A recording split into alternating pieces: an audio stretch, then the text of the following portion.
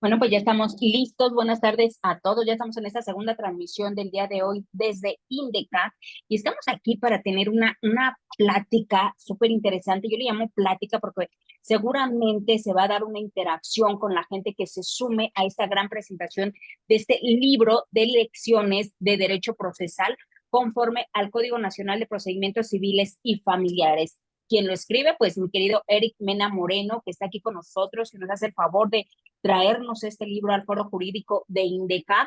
Mi querido Eric, bienvenido a INDECAP por primera ocasión. Y digo por primera ocasión porque espero que estés de manera recurrente con nosotros platicándonos sobre los diversos temas que abordas y, ¿por qué no?, hablar algunas cuestiones de algunos talleres, algunos cursos que nos puedas impartir desde tu experiencia. ¿Cómo estás? Bienvenido. Muchas gracias. Buenas tardes a la maestra Cristina Ortega. Aprecio la invitación para poder estar en este espacio tan concurrido, tan famoso que es en el medio jurídico. Estas charlas virtuales que hace INDECAJ a través de sus medios de comunicación. Tenemos muchos amigos en común, efectivamente, y no se había dado la posibilidad de interactuar, pero de verdad estoy muy honrado de estar en este espacio y de, sobre todo, de poder participar con ustedes en la difusión del conocimiento. No, al contrario, amigo, muchísimas gracias. Y bueno, estamos aquí para platicar un poquito sobre el libro del maestro, que él a detalle es quien nos lo va a comentar, pero déjenme platicarles un poquito sobre nuestro autor. El maestro Mena Morena es abogado por la Escuela Libre de Derecho con estudios de especialidad en propiedad intelectual por el Ilustre y Nacional Colegio de Abogados de México. Cuenta con una maestría en Derecho Constitucional con mención honorífica y mejor promedio de su generación por el Centro de Estudios Jurídicos y Sociales. También una maestría en Derecho con especialización en litigación oral con mención con la mención magna cum laude y reconocimiento profesor awards. También ha sido profesora en la Escuela Libre de Derecho en la Universidad del Claustro de Sor Juana, en el Instituto de Investigaciones Jurídicas de la UNAM, en el Centro de Estudios Jurídicos Carbonell y en el Instituto Dasey Meraki SC. También el maestro Eric es miembro del Ilustre Nacional Colegio de Abogados de México, fundador de la Agrupación de Abogados Latinoamericanos y actualmente es investigador del Centro de Investigación e Informática Jurídica de la Escuela Libre de Derecho y socio del despacho Capín Abogados SC. Tienes una currícula bastante amplia, pero tienes yo lo llamo este privilegio, mi querido Eric, de escribir, porque no todos tenemos esa aptitud para plasmar en un libro todo ese conocimiento, toda esa experiencia, toda esa práctica profesional que has desarrollado a lo largo de varios años, de muchos años de trabajo.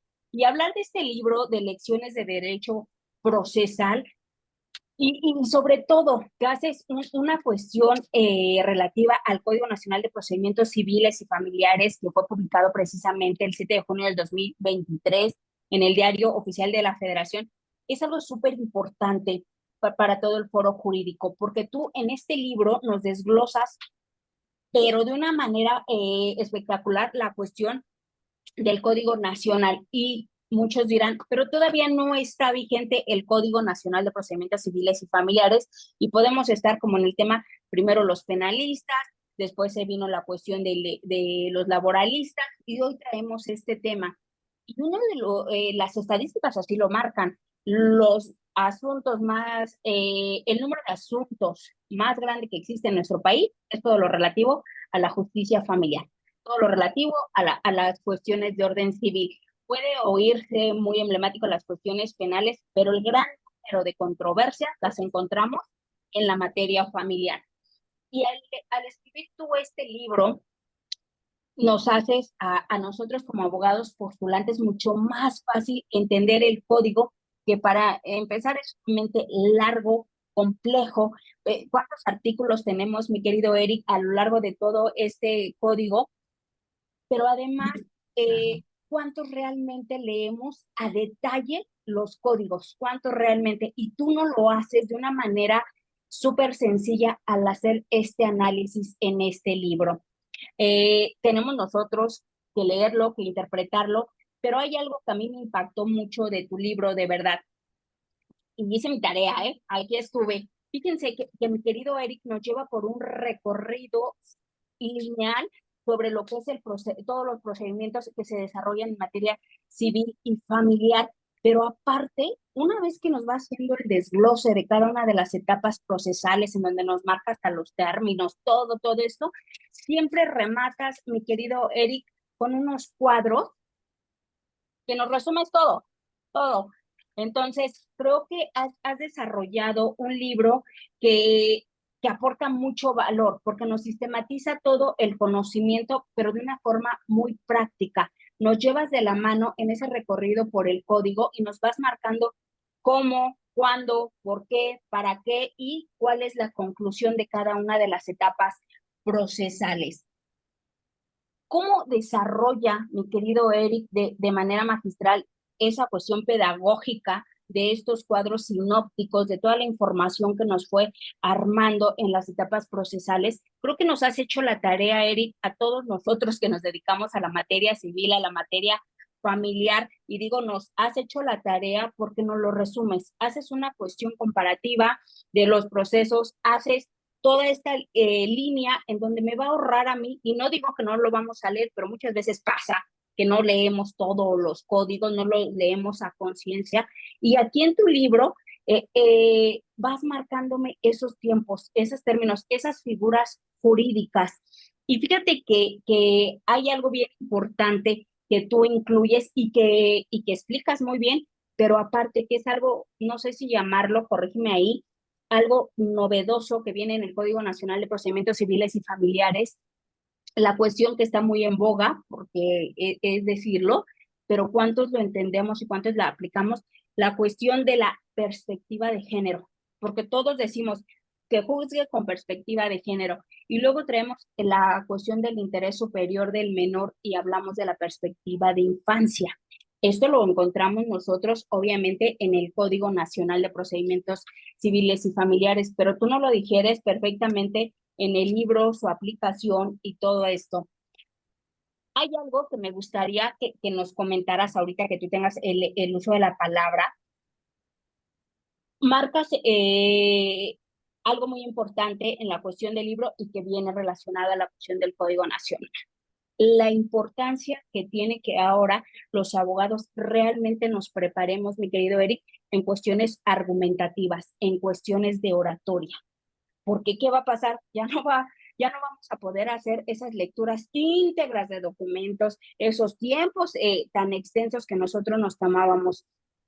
Aquí en INDECAP nosotros trabajamos muchísimo con el foro jurídico de abogados penalistas, en donde nosotros nos vemos estudiar muchísima capacitación en cuestiones de interrogatorios, contrainterrogatorios, los alegatos de apertura, los alegatos de clausura, pero esto viene hoy para toda la justicia civil y familiar. ¿Qué vamos a hacer con toda esta parte argumentativa? Con esos 10 minutos que vamos a tener para la presentación de nuestros alegatos. Creo que ahí se marca un punto muy importante y que hemos dejado de lado nosotros en digo nosotros porque estamos enfocados en esta área del civil y el familiar, y quizá no lo digo por todo, no puedo generalizarlo, pero sí lo menciono, quizá no le hemos dado la importancia a la parte argumentativa y a la cuestión de oratoria. No, vamos a tener 10 minutos, pero mi querido Eric, como bien lo dices en tu libro, palabras más o menos, no podemos estar redundando porque a veces podríamos no estar diciendo nada. ¿Y cómo vamos a utilizar esos 10 minutos? Seguramente tú ahorita nos vas a decir, esos 10 minutos van a ser utilizables así. ¿Cómo has hecho tú? Porque aquí en el libro que está tan detallado, tan desglosado, evidentemente has hecho un análisis también para establecer la parte argumentativa, para saber qué explicarnos en todo este recorrido que haces y que me gustaría que nos lo comentes. ¿Qué similitudes tenemos entre las cuestiones de alegatos? Hablo en cuestiones de técnica, en cuestiones de estructura, ¿sale? Obviamente los contenidos son distintos, pero hablo en cuestiones de estructura. Cuando hablamos de un interrogatorio, de un contra, qué preguntar, cómo preguntar, cuándo es mejor no hacer un interrogatorio ni un contra, dirían los penalistas, el mejor contra que se hace es aquel que no se realiza, ¿no? ¿Cuándo es mejor quedarnos callados? ¿Cómo estructurar, mi querido Eric, las cuestiones de esos alegatos? ¿Qué sí se puede decir, qué no se debe de decir para no tener paja? Esos son de los puntos interesantes que mi querido Eric ha desarrollado en esta obra Yo creo que es una obra que es necesaria, es fundamental, y de verdad lo digo, no porque lo estemos presentando aquí, ahora que he tenido la oportunidad de leerlo, porque este libro, de verdad, de lecciones de derecho procesal, teniéndolo al lado del Código Nacional de Procedimientos Civiles y Familiares, realmente en su conjunto son una herramienta por completo para poder entender todo el Código Nacional en materia civil, pero evidentemente el saber entenderlo y lo mejor aún, el poder aplicarlo de manera correcta, ¿sale? Porque ¿qué ha pasado, mi querido Eric, en materia penal, en materia laboral? Pues se va entre el acierto y el error, y se ha ido así durante muchísimos años, y no dudo, porque esto pasa, que así va a ser con la materia civil y familiar, porque hay algunas ambigüedades en el código y eso lo vamos a ver cuando se vengan circunstancias en el tema de la famosa especialización que se deberá de tener en materia familiar para poder representar. Y entonces eso nos llega a pensar en esa ambigüedad que existe en la justicia penal para adolescentes, en donde te pedían la especialización. Entonces, creo que se viene una era importante para todo el foro jurídico en materia civil, familiar, en estos procesos orales. Esto es un poquito de lo que tiene ahí. Y luego abordas algo que generalmente no se utiliza o no es un lenguaje tan utilizado, mi querido Eric, en las materias civil y familiar, como lo es el razonamiento probatorio. El razonamiento probatorio lo hablamos mucho en la materia penal, pero pocas veces, mi querido Eric, se menciona en otro tipo de materias y en tu libro sí lo abordas, la racionalidad de la prueba, en qué consiste, cómo aplicarla, la valoración libre, todo esto que tienen los juzgadores. Y luego, mi querido Eric, hace también un análisis súper interesante y aquí me gustaría también que ahí nos lo vayas comentando, esa libertad jurisdiccional que ya se va a tener para que el juez pueda intervenir en los interrogatorios. O sea, ve qué importancia. Y luego el tema de la suplencia de la queja, cómo queda, para dónde vamos. O sea, hay muchos temas ahí que se van a estar trabajando. ¿Cuáles son los retos? ¿Qué consideras tú que le falta a este código? Sé que aún no está en vigencia, pero evidentemente vienen ya muchas figuras analizándose las cuestiones de los apoyos extraordinarios también, una figura súper interesante. Entonces, pues mi querido Eric, yo no te quiero robar tiempo, espacio, para que tú nos comentes y la gente sepa el porqué de la importancia de tu obra, de verdad. Los que tengan oportunidad de adquirirlo, de verdad, esto nos ahorra millones de horas de estar analizando muchas figuras. Aquí está súper desglosado, súper entendible y hace esa comparativa con el Código Nacional de Procedimientos Civiles y Familiares. Eh, bueno, al final leemos los comentarios que nos vayan poniendo por ahí, pero bueno, yo no quisiera robarle tiempo a mi querido Eric para que nos hable de este gran libro de lecciones de derecho procesal conforme al Código Nacional de Procedimientos Civiles y Familiares. Al final les vamos a dar la información para que lo puedan adquirir y de una vez te comprometo, mi querido Eric, para que estés con nosotros en algún taller, en alguna práctica y compartas toda esta experiencia y sobre todo ese análisis que haces del Código Nacional. Bienvenido a Indecat. Muchas gracias, muy honrado. Me parece que has hecho un resumen extraordinario de la obra y lo cual me honra de verdad. El Código Nacional de Procedimientos Civiles y Familiares es una obra procesal muy extensa. Son 1,191 artículos más 20 artículos transitorios. Y regula, es la norma procesal que va a resolver todo tipo de controversias cotidianas, como tú lo dices, cuestiones desde cumplimientos de contratos, incumplimientos de contratos, pagos de daños y perjuicios, penas convencionales, acciones de derechos reales, pero también cuestiones relacionadas con guardias y custodia, régimen de convivencias, pago de alimentos, visitas, divorcios, etc. Entonces, además, también bien lo dijiste, la justicia cotidiana, la exposición de motivos del código, quien de ustedes tenga la oportunidad de consultarla, viene un análisis que realizó el INEGI en el año 2020, en el cual en ese momento estábamos en pandemia y había 1,500,000 asuntos en materia civil y familiar en nuestro país. Imagínense la carga de asuntos que tenemos hoy en día, que ya regresamos técnicamente a la normalidad. Entonces, yo tengo, además de dedicarme a litigio como actividad profesional, soy docente. Y en esta actividad de docencia, cuando yo impartía estas cátedras de derecho procesal civil, familiar y mercantil esencialmente, me daba cuenta que explicarle a un alumno de licenciatura, de los primeros años de licenciatura, las etapas de un proceso era complicado, era estéril, creo, se causaba confusiones, ¿no? Siempre pongo este ejemplo porque me hicieron la pregunta, me decían, bueno, maestro, ya nos explicó este tema de la incompetencia y que no la va a resolver el juez que está conociendo del asunto, sino otro juez. Oiga, pero eso va después de la demanda, antes de las pruebas, ¿y qué pasa? Entonces fue cuando me di cuenta que era muy complicado visualizarlo y empecé a desarrollar esta técnica de hacer estos esquemas, estos diagramas que poco a poco fueron permeando. En las redes sociales me gusta compartir el conocimiento. Y ya con el Código Nacional que surgió, pues me di a la tarea de plasmarlos en esta obra y la verdad es que son muy útiles y muy didácticos. Como tú bien lo dices, no se trata de que la gente no conozca el código, es necesario si uno se dedica a la actividad profesional, pero si uno empieza a leer esta norma procesal tan extensa sin seguir un hilo conductor, una idea, uno se puede perder. Entonces, la dinámica que sigue el libro es introducirte en los principales procesos que regula el código en materia civil, en materia familiar. También el código trae una gran novedad que debemos de conocer, que me parece un gran acierto, una justicia cautelar que no imperaba en las dos materias, ya con una dinámica muy puntual de otorgarse en un momento provisional y en un momento definitivo. Y por último, en el libro abordo, para resolver las dudas también que hay, las principales disposiciones transitorias del código.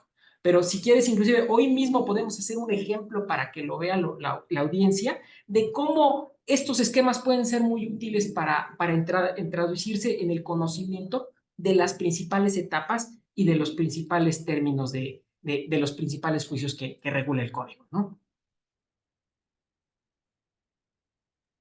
No, pues por favor, entre más ejercicios tú nos pongas para nosotros, mejor para el foro jurídico, genial. Adelante, Bien, por favor. vamos a hacer un ejemplo solo para que vean la riqueza de la obra y de esto se trata esto. Este es un esquema, este es vamos a comentar los dos principales juicios que tutela el Código Nacional de Procedimientos Civiles y Familiares. Aquí tienen en pantalla este esquema que está contenido en la obra, que son las etapas procesales del juicio ordinario civil oral. Este juicio ordinario civil oral es el juicio principal que regula el Código Nacional para las controversias civiles. Su fundamento, aquí lo ven en el diagrama, de los artículos 456 a 469. El proceso inicia con una demanda escrita que debe de cumplir con los requisitos que contempla el artículo 235 y que son muy similares a los que conocemos hoy en día en los procesos. Señalar el nombre del juez, el nombre y domicilio de la parte demandada, ahora sí incluyendo además un correo electrónico porque ahí me van a notificar la reconvención, mi relación sucinta de los hechos, el fundamento legal que estoy invocando para justificar mi acción, mi demanda puede ir firmada físicamente o con firma electrónica avanzada y como propia dinámica de los juicios orales, adjuntar las pruebas desde un inicio, porque no va a haber una etapa para ello. Presento mi demanda, la recibe el juzgador y lo primero que va a hacer es revisarla. Si encuentra que hay un motivo de aclaración para ello, me va a prevenir por 3 días. Ahí tienen el fundamento en el diagrama. Artículo 236 para que yo subsane esa prevención. Vamos a imaginar que subsano la prevención o que desde un principio estaba ajustado derecho mi demanda. Me la admite conforme al artículo 239 y ordena el emplazamiento al demandado. Y el código sigue un estándar de términos, porque en muchos estados teníamos este problema de un término para contestar, un término para reconvenir, eso causaba confusiones. El término para contestar la demanda que va a tener el demandado, 15 días hábiles. Artículo 241, lo pueden ver en el diagrama. Si al contestar la demanda, y cumpliendo con los requisitos del artículo 239, manifiesta pronunciándome sobre los hechos, adjuntando también en ese momento mis pruebas, insisto, porque en los juicios orales no hay un término para ofrecer pruebas como sucede tradicionalmente en los juicios escritos. Contesto la demanda. Puedo reconvenir, es decir, contrademandar al actor, y este va a tener también 15 días hábiles, artículo 242 del Código Nacional, para contestar esa reconvención. Es ahí, ustedes ya lo saben, cuando se integra la litis. Se le da vista a la otra parte por 3 días con esa contestación y en ese momento el juez va a señalar la primera de 2 audiencias que integra este proceso. Esta primera audiencia, llamada audiencia preliminar, que en el artículo 457 nos indica que va a tener verificativo a los 15 días siguientes de integrada esta litis, y empieza con una dinámica en la que el juez depura el proceso, es decir, si alguna excepción procesal termina el juicio en ese momento porque se presenta alguna de estas condiciones. Si no se depura, invita a las partes a que lleguen a una conciliación. Si no hay conciliación, entonces inicia lo que se llama depuración de debate, que se pongan de acuerdo en hechos no controvertidos. Por ejemplo, al constar la demanda reconocí que celebré el contrato de compraventa de 1 de enero de 2019, que el objeto del contrato de compraventa de 1 de enero era $1.000.000, que ese $1.000.000 se iba a pagar en 2 exhibiciones de 500,000. Y es el cuarto hecho donde entra el debate, si te cubrí la segunda exhibición o no. Bueno, ahí ya hay 3 hechos principales de la litis que ya están aceptados, ¿no? También si, como parte de esta depuración del debate, si yo había ofrecido testimoniales para acreditar la celebración del contrato, el precio y una parte del pago, y ya me lo confesó la demandada, ¿qué razón de ser tiene ello? Ninguna. Entonces, también ahí asumimos esos acuerdos probatorios. El juez en ese momento se pronuncia sobre la admisión de pruebas de cada una de las partes y cita a la segunda audiencia, a la audiencia de juicio. Es el cuadro principal del diagrama. Esta audiencia de juicio a los 40 días siguientes de celebrada la preliminar. Es una audiencia que inicia con la apertura que todos conocemos, como tú bien lo explicabas, esencialmente en la mecánica penal, es decir, identificar a las partes, su personalidad, etc. Y aquí inicia la oposición propiamente dicho. Cada una de las partes a formular alegatos de apertura. Pero el artículo 466 del Código Nacional, y lo tienen en el diagrama, nos pide que esos alegatos de apertura sean tendientes a acreditar teoría del caso. Entonces, la parte actora tiene que acreditar elemento fáctico, jurídico y probatorio. Los hechos relevantes que ya me reconoció el demandado. El fundamento jurídico en el que estoy sosteniendo mi acción y las pruebas que voy a acreditar en ese momento en la audiencia para justificar mi acción. El demandado en la misma mecánica. Alegatos de apertura para teoría del caso, para justificar mi excepción, el fundamento jurídico de mi excepción y las pruebas con las cuales pretendo destruir la acción del lector. Se procede al desahogo de las pruebas que tutela el Código Nacional, se les da la oportunidad a las dos partes para formular alegatos de cierre y finalmente el juez en ese momento dicta sentencia o bien un receso, que el receso implica un par de horas, pero debe dar el fallo, o nos dice el 468, hasta 10 días después puede continuar la sentencia. Y además, por último, nos insiste el código, en el 468 se puede pedir aclaración de sentencia. Finalmente, en contra de ese fallo, ¿qué procede? Uno de los 3 recursos que ahora tutela el código. El código es muy sencillo en establecer, simplificó la manera de proceder los recursos y nos establece que el recurso que cabe aquí en todo caso es la apelación escrita en un término de 9 días hábiles, artículo 910, fracción primera, que va a resolver la alzada en una audiencia oral en la que en todo caso, además, si se presentaran hechos supervenientes, se pueden recibir pruebas y se falla la alzada. ¿Viste cómo con esta dinámica muy sencilla, en 5 minutos tuvimos un panorama muy general del proceso? De esto es de lo que va el libro, de introducir al operador jurídico en los términos procesales, en las etapas más importantes de cada uno de los principales juicios, y ya que en específico, a partir de la experiencia, de la necesidad que tenga, él ya se introduzca al detalle, pero de esta manera muy didáctica, como tú lo dijiste, rápidamente me pude introducir en la dinámica de uno de los principales juicios. Fíjate qué interesante y también lo que mencionabas, mi querido Eric, porque ahorita aquí dentro de los comentarios que nos establecen, evidentemente dicen el razonamiento probatorio no es exclusivo de la materia penal, sino de todas las materias. Efectivamente, el razonamiento probatorio, así como la conceptualización de la teoría del caso, no la podemos centrar solamente en la cuestión de la materia penal, que se utilice más, que se mencione más, eso es muy diferente, pero evidentemente la teoría del caso forma parte de todos todas las materias, porque nosotros tenemos que proponer nuestra teoría del caso, desde el escrito inicial de demanda, la contestación, la reconvención. Pero aquí la parte interesante de esta obra de mi querido Eric de Lecciones de Derecho Procesal es precisamente establecer estas estructuras, estos diagramas que nos presentan. Ahorita el que presentabas es una muestra para todos los que están conectados, tanto en redes sociales de Indecat como dentro de la plataforma de Zoom. Esos cuadros, ese cuadro que proyectó ahorita mi querido Eric, ese cuadro y muchísimos más vienen detallados en el libro que él nos está hoy presentando y que nos facilita, mi querido Eric, el conocimiento, porque nos lleva una cuestión sistematizada, pero resumida, de los pasos, así, de manera cronológica, como debemos hacerlo. Eh, Dice por aquí mi querido Leobardo, y sería importante ir interactuando con la gente que nos hace favor de estar conectado. Dice, ¿por qué el autor dice que hay que acreditar el elemento normativo? El derecho no está sujeto a prueba. Así es. No, a lo que me refería es, y lo vislumbraste muy bien.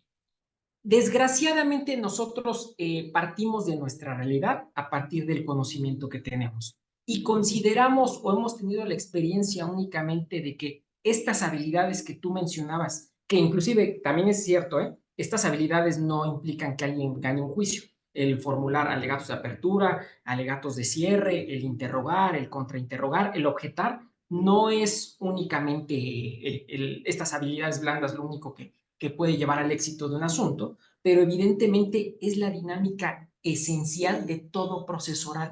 Para nosotros es complicado entenderlo porque venimos de un sistema, de sistemas procesales esencialmente escritos que tenemos menos de 15 años que están transitando a la oralidad.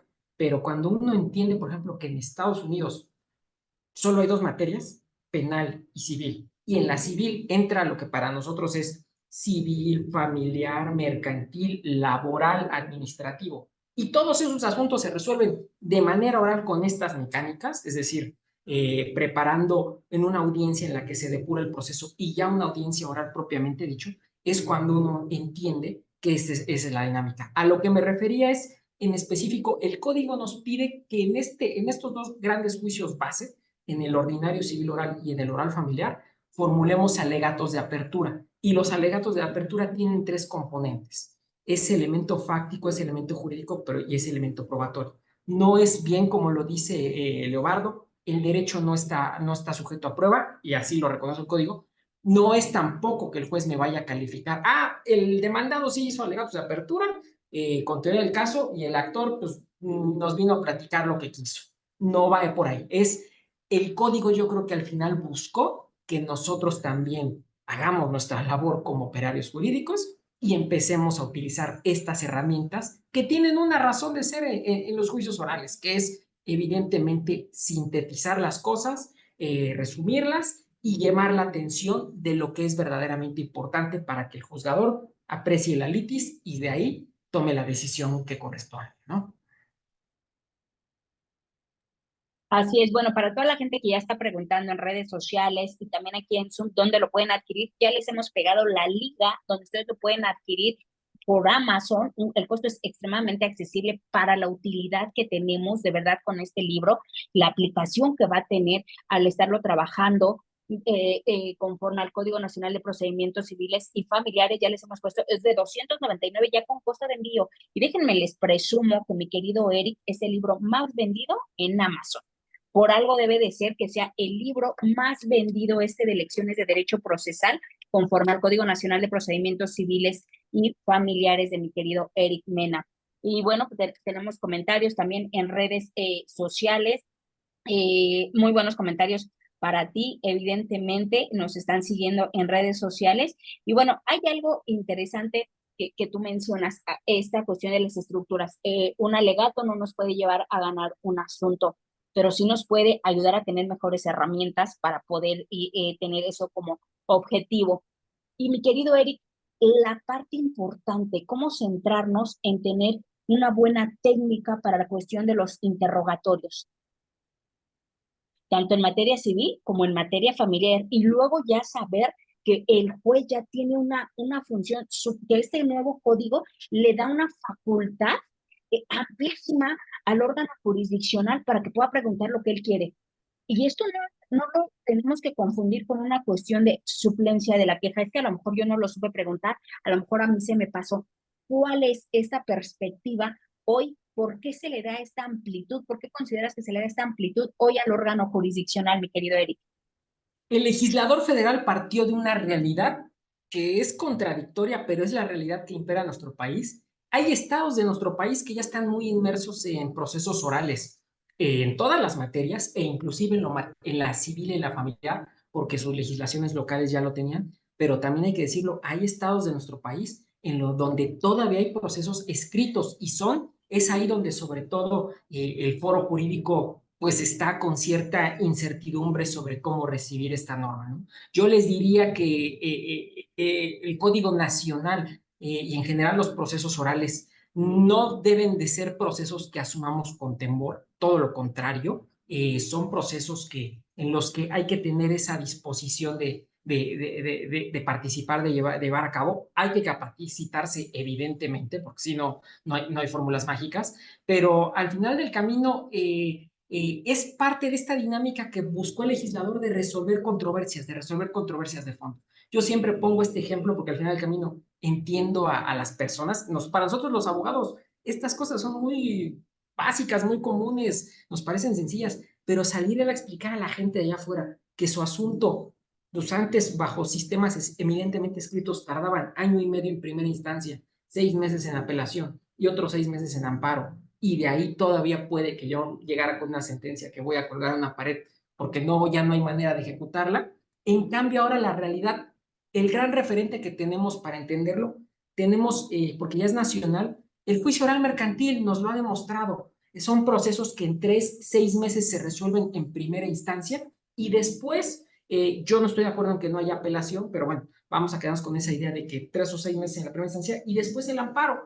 Y podemos tener procesos que en 8 meses dan resultados. Entonces, en esos procesos también, como tú bien lo dices, el juzgador ha asumido la necesidad de interrogar, también saber qué está pasando para que él pueda saber la controversia de si evidentemente sí debe el señor o no debe el señor, si efectivamente esta pericial en contabilidad me va a venir a decir cuál es el quantum de intereses que se cuantifican, ¿no? Porque no tengo esos datos y antes no los podía tener a partir de procesos escritos. Pero ahora estos procesos orales me dan esa dinámica de intervenir y de llegar a ese fondo de la verdad para resolver esa controversia, que es lo que le interesa al ciudadano del día a día, ¿no? Así es. Y mi querido Eric, ¿qué cambios fundamentales tenemos en materia probatoria? ¿Qué cambios así que tú digas de fondo viene con este Código Nacional de Procedimientos Civiles y Familiares? ¿En dónde están esos puntos medulares? Primero hay que distinguir, uno, en las pruebas cambian algunos elementos de prueba, es decir, por ejemplo, la confesional ya no existe. Algunos estados ya la llamaban, ya la reconocían como declaración de parte, como lo reconoce el código, y que otra vez es una dinámica de los sistemas orales anglosajones, ¿no? Yo mismo presentarme a un tribunal, a un estrado y hacer manifestaciones, una declaración de parte propia, o interrogar a mi contraparte, pero ya no con esos formulismos que llevaba la confesional, que eran sí o no y aclarar. Aquí un interrogatorio libre para que sepamos exactamente qué pasó, ¿no?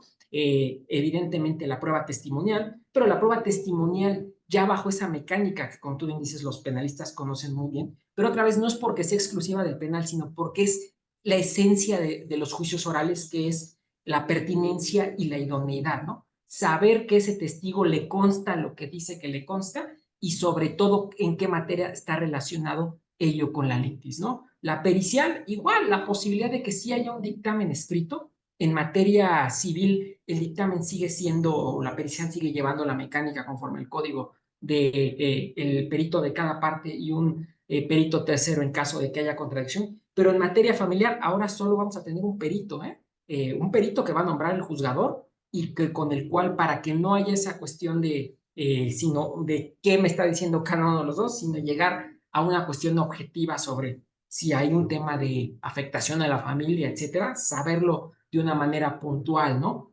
las documentales y básicas que tenemos, pero por ejemplo, partiendo además de la realidad hoy en día de los documentos electrónicos, darles ese valor. Y por último, el otro componente que tú mencionabas también, el valor que tienen las pruebas, ¿no? Es propio de la mecánica de los juicios orales el que el juez pueda apreciar con sus sentidos y valorar libremente qué le están diciendo las partes. El código sigue la mecánica para un muy específico catálogo de pruebas, las documentales, que sí debe de ser así, que tengan un valor tasado, pero todo lo demás a partir de esta sana crítica que haga el juzgador y de lo que pueda apreciar fundamentalmente en la audiencia de juicio. Muchísimas gracias, mi querido Eri. Pregunta el maestro Leobardo Bautista. En la obra se habla de la probabilidad prevalente. Esto respecto a la aplicación del razonamiento probatorio en sistema civil. El Código Nacional de Procedimientos Civiles y Familiares no nos establece una forma particular, vamos a decirlo así, una tesis que se deba de seguir sobre el valor de las pruebas, pero insisto, solo sí nos da dos grandes parámetros. Por un lado, el parámetro de la prueba tasada, aquella que únicamente va a corresponder a ciertos documentos, y todas las demás pruebas a partir del tema de valorator, de razonamiento, es decir, a partir de la valoración que haga el propio juzgador a lo que aprecia. En el libro, por ejemplo, lo menciono, que hoy en día esa dinámica de las pruebas debe de ser, hay una tesis muy importante, la cito en el libro, esta que se llama prueba posible, concepto de elementos definitorios y su vinculación con el derecho a la prueba, que no es otra cosa sino que el juzgador aprecie la convicción específica que le genera determinada prueba para poder decidir el asunto en el fondo, ¿no? Muchísimas gracias, mi querido Eric. Y fíjense, para quienes nos preguntan la cuestión del contenido del libro, la cuestión del índice, bueno, nada más déjenme decirles que en esta obra de mi querido Eric se exponen de forma didáctica las diferentes etapas procesales y términos del juicio ordinario civil oral, juicio ejecutivo civil oral, juicio oral sumario, juicio especial hipotecario oral, el juicio especial de arrendamiento inmobiliario oral, el procedimiento especial de inmatriculación judicial oral, el juicio oral familiar, el divorcio bilateral, el juicio de adopción y los juicios sucesorios, así como la justicia cautelar y el análisis de las disposiciones transitorias del Código. Para los que nos preguntan la cuestión del contenido del libro. Y también déjenme decirles que mi querido Eric estuvo presente aquí, como tú lo estableces, mi querido Eric, estuviste como ponente en los diferentes foros y conversatorios que organizó el Senado de la República en preparación del Código Nacional de Procedimientos Civiles y Familiares, y precisamente eso enriquece la cuestión de esta obra. Estuviste en esa génesis, en la discusión, el por qué sí, el por qué no, la importancia que tiene el que hoy tengamos el unificar. Híjole, yo siempre le llamo mal, que utilizamos mal la palabra de criterios de los jueces, porque no deberíamos de llamarle así, porque muchas veces nos enfrentamos a esa cuestión, ¿no? De que tantos códigos nacionales como jueces en materia civil, familiar o penal, como lo digamos, ¿no? Y creo que es mal utilizada la palabra criterios. Y en materia civil y familiar, mi querido Eric, no puede ser la excepción, ¿no? Pero el venir a unificar la cuestión de los procedimientos nos abre a todos los abogados en estas materias un amplio camino para seguir transitando por esta legislación. Entonces, no sé, algunos comentarios conclusivos que quieras hacer. Y nos estaban pidiendo aquí en redes sociales, mi querido Eric, te comprometemos, que quieren que hagamos un taller precisamente de interrogatorio en materia civil y familiar. ¿Cómo los estructuro? ¿Cómo los hago? Y a ver, Dos aquí cosas. hay otra pregunta, dice Janet López. Por Primero, favor, dice, respecto a los interrogatorios y contra, ¿qué nos puede comentar respecto al nuevo código? Y va a ser bien interesante empezar a diseñar esas técnicas, a practicar, a cómo hacerlo, cómo los estructuro. Primero, dos cosas que decías. En el tema de uniformidad, me parece que era necesario esta gran situación, instituciones sustantivas del derecho civil tan básicas no se abordaban de la misma manera en los tribunales en este país. Un ejemplo, el arrendamiento.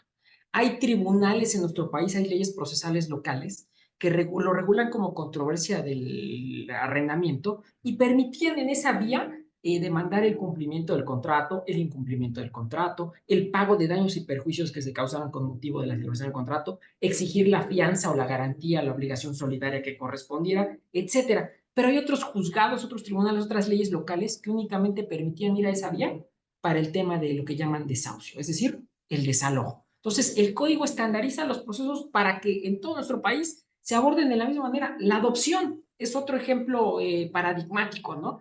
En muchos ya estados de nuestro país se tutela como jurisdicción voluntaria, pero algunos ya la tutelan a partir de la experiencia del juicio oral que tenemos, pero hay otros en los que no. Entonces, un tema tan diferente, en algunos estados se resolvían las adopciones, que además, quien no lo sepa, es lo último a lo que se llega en un tema relacionado de este tipo, porque cuando ya estamos en un juicio de adopción es porque ya tenemos la certeza de que él o los pretendidos adoptantes son viables para adoptar al niño, a la niña o al adolescente. En algunos lados el proceso podía ser 4 o 5 meses y en otros lados requerir estos elementos, estas valoraciones psicopedagógicas, sociológicas y de trabajo social podían llevar tiempo, ¿no? Se abordaba diferente. El código estandariza esas situaciones y es ahí donde me parece que es un gran acierto. En el tema específico que nos preguntan del interrogatorio y del contrainterrogatorio, esas dinámicas otra vez que son propias de los juicios orales en general, ya no les pongamos materia porque no debe ser así. En los países anglosajones que tienen muchos años de experiencia y que así lo han utilizado siempre, es común para todos. Es por la misma dinámica otra vez de que yo sepa exactamente qué sucedió, pero también que me permita saber la pertinencia y la idoneidad del testigo, es decir, que a él le consta lo que le consta o que si es el testigo experto, que sabe porque tiene la preparación adecuada de eso. Y eso solo me lo puede dar el interrogarlo para saber cuáles son sus credenciales, son sus características, dónde estuvo presente, etcétera. Y en el contrainterrogatorio para saber si me está diciendo la verdad o no me está diciendo la verdad. Y el cuate la persona está muy bien armada, muy aleccionada, pero con ciertas preguntas muy dirigidas, puedo llegar a dar esa duda de su credibilidad, que es lo que tiene que apreciar el juzgador, porque el juzgador al final del camino, ahí está, escuchando la historia que dos le están contando y tiene que tratar de tener la certeza de que alguna de esas dos historias es cierta, ¿no? Gracias, mi querido Eric. Y digo, para ir concluyendo, recuerden que esto solamente es una breve charla respecto de esta presentación de lecciones de derecho procesal conforme al Código Nacional de Procedimientos Civiles y Familiares de este gran libro de mi querido Eric Mena Moreno y que es una herramienta necesaria para ir leyendo con el Código Nacional de Procedimientos Civiles y Familiares y que nos lo trae aquí súper explicado, súper sintetizado y que es una herramienta necesaria para todos los abogados postulantes en materia civil y familiar. Mi La querido semana Eric, pasada, perdón, me pude ver la gran presentación del libro que hizo mi amigo Juan José Díaz Mirón y me gustó la dinámica que hicieron y voy a ofrecer la misma para la audiencia de Indecaj. de Dos hecho, libros, escribió ahorita en el chat, mi querido amo, Juanjo, le mandamos nos muchos estaba saludos a Juan José. haciendo. Vamos a hacer la misma mecánica. Primero, me anticipo nuevamente, con todo gusto, espero seguir participando en Indecaj en futuros foros y en futuras capacitaciones. Pero por ahorita, si quieres, igual, la misma mecánica. Dos libros, uno para las personas que estén presentes hoy en este Zoom, te los hago llegar por tu conducto dedicados. Y el otro, uno para quien está aquí y el otro para redes sociales. Tú pon la mecánica y adelante. Claro que sí. Pues, no sé, podríamos establecer alguna cuestión, alguna pregunta que les hagas de esta charla que hemos tenido, si tú quieres, y tú selecciones ahorita mismo, ellos nos pongan la respuesta, vamos a leer a los que estén en el chat de Facebook, live que estamos llevando a cabo en este momento, y que pongan la respuesta aquí en el chat de Zoom. ¿Qué te parece, mi querido Eric? Al primero Perfecto. que conteste de manera correcta, yo le leeré la respuesta a mi querido Eric serán las personas que ahorita de manera pública diremos los nombres y que obtendrán el libro de mi querido Eric Mena Moreno y sobre todo también dedicado. Muy sencillo, y vamos con esto, vamos a comprobar esa didáctica que tiene el libro, ¿no? Para quienes están aquí en el Zoom, la pregunta sería, ¿cuál es el término que tiene el demandado para contestar la demanda? Y también es casualmente el mismo término que tiene para reconvenir. Ya nos contestó Paz Fuentes muy rápido, 15 días, es correcto. Ahora, para quien está en Zoom, en Facebook Live, Facebook Live, la segunda pregunta, igual de lo mismo que abordamos hoy. Les dije que en la audiencia de juicio, el legislador en el 466 nos pidió al actor y al demandado hacer algo, formular alegatos de apertura para acreditar que la primera persona que nos diga en el Facebook Live para qué van esos alegatos de apertura, se lleva el ejemplar para esa red social. Ahí está, estamos esperando únicamente la respuesta de los que nos siguen a través de Facebook Live. El libro que se ganan los que están conectados dentro de la plataforma de Zoom de INDECAP es para Paz Fuentes. Mande un mensaje directo al link de WhatsApp que hemos colocado aquí en el chat de Zoom para que dé todos los datos, su nombre completo y pueda obtener el libro dedicado de mi querido Eric. Y estamos, ya me respondieron en Facebook, ¿eh? Dice, a ver, vamos a ver.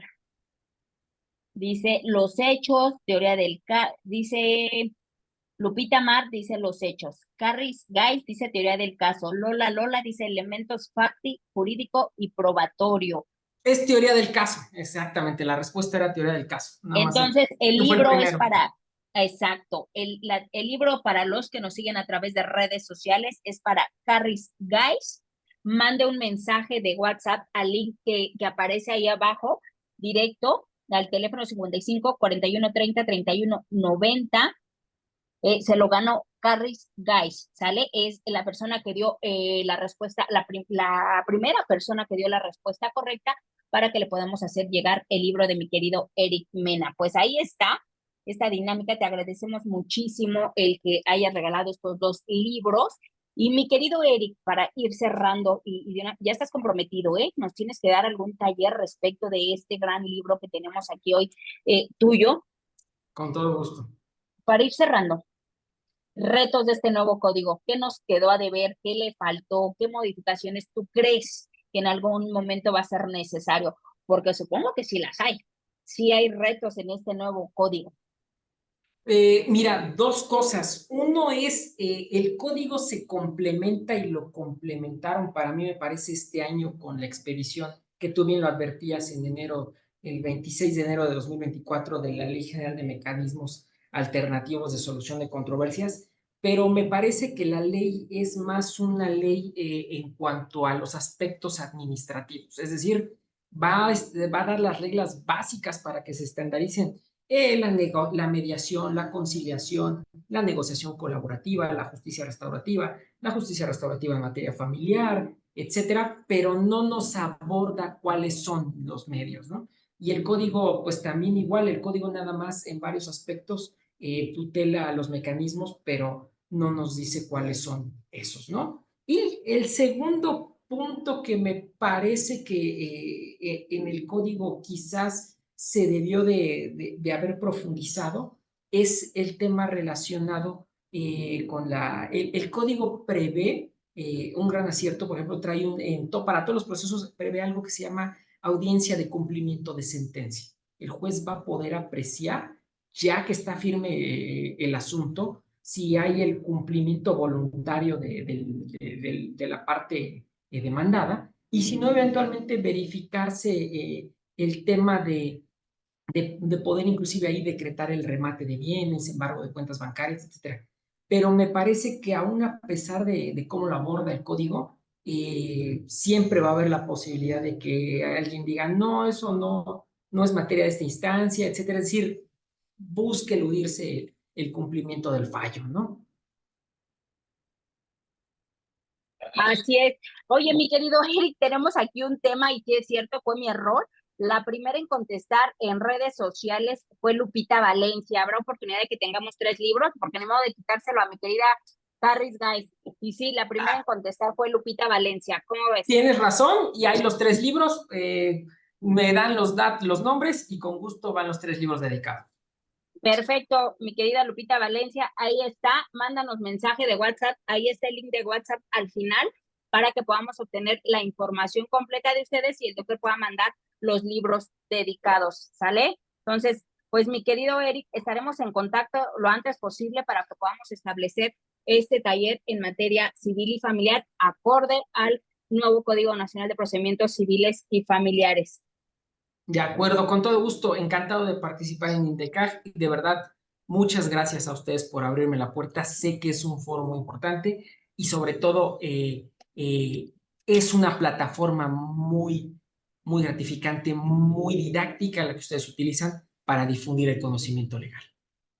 No, al contrario, muchísimas gracias. Y para todos los que preguntan de dónde adquirir el libro, tanto a los compañeros de Zoom como en Facebook Live, les hemos pegado la liga de Amazon para que puedan adquirir el libro que es el número 1 en ventas ahorita, que evidentemente tenía que ser relativo a la materia civil y familiar, ¿no? Yo estoy muy Entonces, feliz y contento. No pensaba que iba a pasar esto y de verdad se lo agradezco mucho a la abogacía mexicana.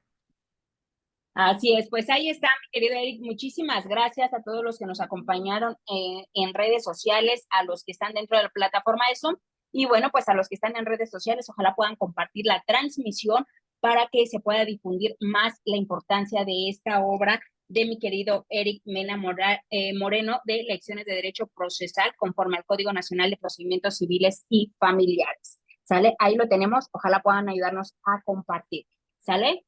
Pues muchísimas gracias y dicen que quien ganó el libro en Zoom, Paz, aquí tenemos, es Paz Fuentes, ¿sale? Es quien ganó el libro ahorita dentro de Zoom, ¿sale? Sí, evidentemente es de editorial de Centro Carbonell, así es, ¿sale? Con prólogo Recuerden, de Miguel Carbonell, así es. así es, el prólogo lo hizo el doctor Miguel Carbonell, ¿sale? Recuerden que son eventos académicos, aquí no existen cuestiones de instituciones, esto es academia, lo compartimos de esa manera e INDECAC siempre está abierta para compartir todo este tipo de actividades, ¿sale? Bueno, pues mi querido Eric, ha sido un gusto tenerte con nosotros, escucharte y bueno, que hayas compartido tu experiencia respecto de esta obra que hoy pones a disposición de todo el foro jurídico. Muchas gracias, maestra Cristina Ortega, por recibirme en el espacio de INDECAJ. También le agradezco, no estuvo presente, pero a Ishel, que también fue el contacto para que estuviéramos por este medio. Así es. Bueno, pues muchísimas gracias a todos y bueno, pues estaremos en contacto con el doctor para tenerlo pronto aquí en INDECAN. Muchísimas gracias. Hasta luego, buenas noches.